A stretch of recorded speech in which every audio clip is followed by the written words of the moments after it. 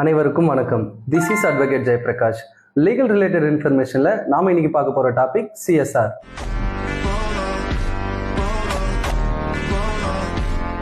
CSR எனப்படுவது two டைப்ஸ்ல இருக்குங்க.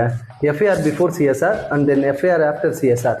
எஃப்ஐஆர் பிஃபோர் சிஎஸ்ஆர் எனப்படுவது கம்யூனிட்டி சர்வீஸ் ரிஜிஸ்டர், அதாவது நாம் புகார் கொடுத்ததற்கு சான்றாக விளங்குகிறது என்பது ப்ரீவியஸ் வீடியோல பார்த்திருப்போம்.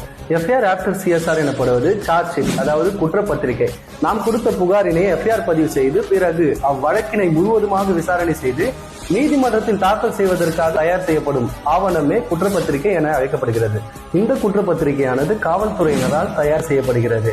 நம் காவல்துறையில் கொடுத்த புகார் நாளில் இருந்து 60 நாள் முதல் 90 நாட்களுக்குள் இதை நீதிமன்றத்தில் முழுமையாக விசாரணை செய்யப்பட்டு இந்த குற்றப்பத்திரிகையானது ஒப்படைக்கப்பட வேண்டும். அப்படி ஒப்படைக்கப்படும் போது இந்த குற்றப்பத்திரிகையில் என்னென்ன தகவல்கள் இருக்கும் என்றால், குற்றவாளியின் பெயர், முகவரி மற்றும் அவர் எந்த விதமான குற்றம் புரிந்தார், மேலும் அவர் எத்தனை நாளில் சிறையில் இருந்து பிணையில் வெளியே வரப்பட்டார், குற்றத்தினை நேரில் பார்த்த சாட்சிகள் மற்றும் ஆதாரங்கள் அனைத்தும் இந்த குற்றப்பத்திரிகையில் அடங்கியிருக்கும். மேலும் காவல்துறையினர் சிஎஸ்ஆர் பதிவு செய்யப்படாமல் காலதாமதம் செய்தால் நீதிமன்றத்தால் அவ்வழக்கு சிஆர்பிசி செக்ஷன் 468 சப்கிளாஸ் 2 படி தள்ளுபடி செய்யப்படும். இந்த சிஎஸ்ஆர் ஆனது எந்தெந்த குற்றங்களுக்கு பதிவு செய்யப்படுகிறது என்றால், நான் பெயிலபிள் அஃபென்ஸ், அதாவது பிணையில் வெளி வர முடியாத குற்றங்களுக்கு இது பொருந்தும். எடுத்துக்காட்டாக murder, attempt to murder, rape, kidnapping இது போன்ற குற்றங்களுக்கு சிஎஸ்ஆர் ஆனது கட்டாயமாக பதிவு செய்யப்பட வேண்டும். ஆக்சிடென்ட், பப்ளிக் நியூசன்ஸ், வேர்டிக் வாரல் இது போன்ற குற்றங்களுக்கு சிஎஸ்ஆர் ஆனது தேவைப்படுவதில்லை. அதாவது நீதிமன்றத்தின் லோக் அதாலத், அதன் மூலமாக நாம் அபராதத்தினை செலுத்தி இவ்வழக்கினை முடித்துக் கொள்ளலாம்.